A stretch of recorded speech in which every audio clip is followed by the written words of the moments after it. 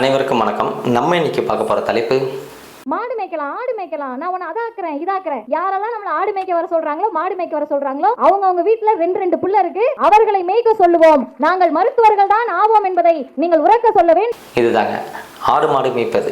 ஆடு மாடு மேய்ப்பதனால் தமிழ்நாட்டின் பொருளாதாரத்தையும் தமிழர்களின் பொருளாதாரத்தையும் உலக அளவில் முன்னுக்கு கொண்டு வந்துடலான்னு அண்ணன் சீமான் அவர்கள் மேடைக்கு மேடை பேசிட்டு இருக்காரு. ஆனால் அது சாத்தியம் கிடையாது. ஆடு மாடு மேய்ப்பதனால் இந்த நாடு முன்னேறாது என்று ஒரு மூடர் குடும்பம் பேசிட்டு இருக்கு.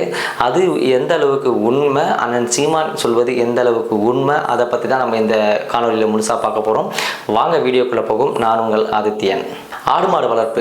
ஆடு மாடு வளர்ப்பை பற்றி தெரிஞ்சுக்கிறதுக்கு முன்னாடி, ஆடு மாடு வளர்த்து நம் நாட்டை முன்னேற்றலாமா என்று தெரிஞ்சுக்கிறதுக்கு முன்னாடி நாம் ஒரு முக்கியமான விஷயத்தை தெரிஞ்சுக்கணும். உலக அளவில் இந்த ஆடு மாடு வளர்ப்பு மற்றும் இந்த பால் சம்பந்தமான பொருட்கள் ஏற்றுமதி மட்டும் இந்த உலக அளவில் எவ்வளவு வர்த்தகம் நடக்குதுன்னு பார்த்தீங்கன்னா, கிட்டத்தட்ட 1788 பில்லியன் அளவிற்கான வர்த்தகம் இந்த உலக அளவில் நடந்துகிட்டு இருக்கு.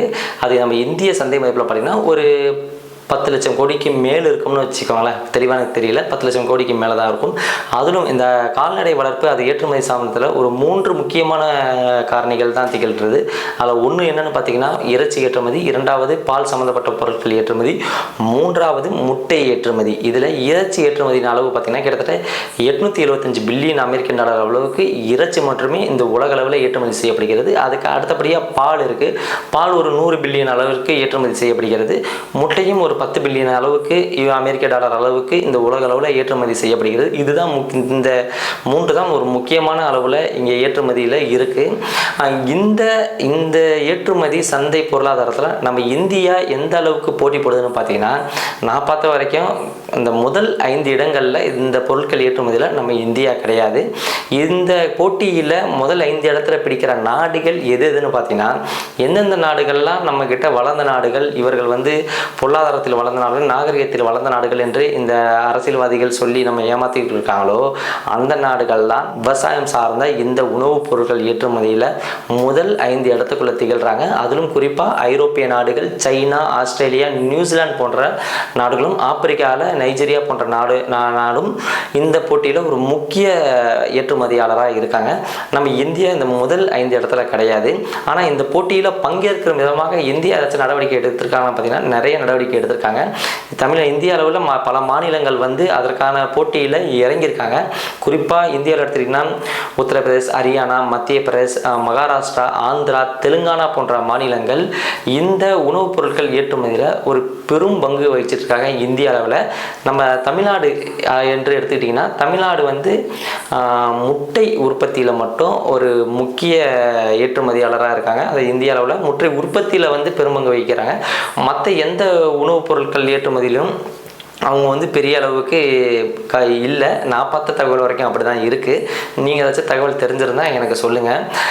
இப்போ நம்ம வாங்க விஷயத்துக்குள்ளே போவோம். இப்போ நம்ம உலக அளவில் இந்த பொருட்கள் எந்த அளவுக்கு ஏற்றுமதி ஆகுதுன்னு பார்த்துக்கிறோம். இப்போ இந்த பொருளாதாரத்தை யார் கைப்பற்றுவது என்ற ஒரு மிகப்பெரிய சண்டை உலக அளவில் நடந்துட்டு வருது. அந்த சண்டையில் முக்கிய பங்கு வகிப்பது யாருன்னு பார்த்தீங்கன்னா ரஷ்யாவும் சீனாவும். இந்த உலகத்தில் பல வாகன ஏற்றுமதியாக இருக்கட்டும், கணினி சார்ந்த ஏற்றுமதி பொருட்களாகட்டும், எலக்ட்ரானிக் ஏற்றுமதியாகட்டும், என்னதான் இந்த ஏற்றுமதியெலாம் இந்த நாடுகள்லாம் ஒரு முக்கிய பங்கு ஆற்றினாலும், இனி வரும் காலங்களில் இந்த உணவுப் பொருட்கள் சார்ந்த ஏற்றுமதியில் நம்ம பெரும் பங்கு வகிக்கணும், அதை முழுமையாக கைப்பற்றணும் என்ற எண்ணத்தில் இன்னைக்கு ரஷ்யாவும் சைனாவும் சேர்ந்து கிட்டத்தட்ட 10 லட்சம் கோடி மதிப்பீட்டில் சைனாவில் ஒரு மிகப்பெரிய ஒருங்கிணைந்த பண்ணையை 2 நாடுகளும் அமைச்சிருக்காங்க. அதோட உற்பத்தியானது தொடங்கப்பட்டு விடும் என்றும் அவங்க தெரிவிச்சிருக்காங்க. இதன் மூலம் இந்த பொருளாதாரத்தில் ஒரு மிகப்பெரிய பங்கை இந்த நாடுகளால் ஆற்ற முடியும் என்பதால் நம்பிக்கையோட அவங்க இவ்வளோ பெரிய இன்வெஸ்ட்மெண்ட்டை இந்த ஆடு மாடு வளர்ப்பதில் மட்டும் போட்டிருக்காங்க. இப்போ நம்ம தமிழ்நாட்டுக்கு வருவோம். வளர்ந்த நாடுகள் இந்த உலக பொருளாதாரத்தில் முக்கிய பங்கு வகிக்கக்கூடிய ரஷ்யா, சைனா, ஐரோப்பிய யூனியன் போன்ற நாடுகளே இன்னைக்கு விவசாய பொருட்கள் ஏற்றுமதியில் போட்டி போட்டுக்கொண்டு யார் முன்னாடி யார் பின்னாடி என்று அடித்து கொள்ளும் அளவிற்கு உலக பொருளாதாரத்தில் முன்னோடியாக திகழ்கின்ற ரஷ்யா, சைனா, ஐரோப்பிய யூனியன் போன்ற நாடுகளே விவசாய பொருட்கள் ஏற்றுமதியில் யார் முன்னணிப்பது என்பதில் மிகப்பெரிய போட்டி நடந்துகிட்டு இருக்கு. அதற்காக பல நாடுகளும் பல லட்சம் கோடிகளை செலவு பண்ணி அந்த பொருளாதாரத்தை கைப்பற்றுவதற்கான முயற்சியில் ஈடுபட்டு வராங்க. இந்த நாடுகளே இதை கையில் எடுக்கிறதுக்காண்டி இவ்வளோ துடிக்கும் போது விவசாயத்தை மட்டுமே சார்ந்திருக்கின்ற தமிழ்நாடு, விவசாயத்திற்கான அனைத்து வளங்களும் இருக்கின்ற தமிழ்நாடு, அந்த ஆடு மாடு மேய்த்தல், கால்நடை வளர்ப்புக்கான எல்லா வளங்களையும் கொண்டு இருக்க தமிழ்நாடு ஒரு வருமானத்தை சம்பாதிக்க முடியாதா? நீங்களே சிந்திச்சுக்கோங்க மக்களே.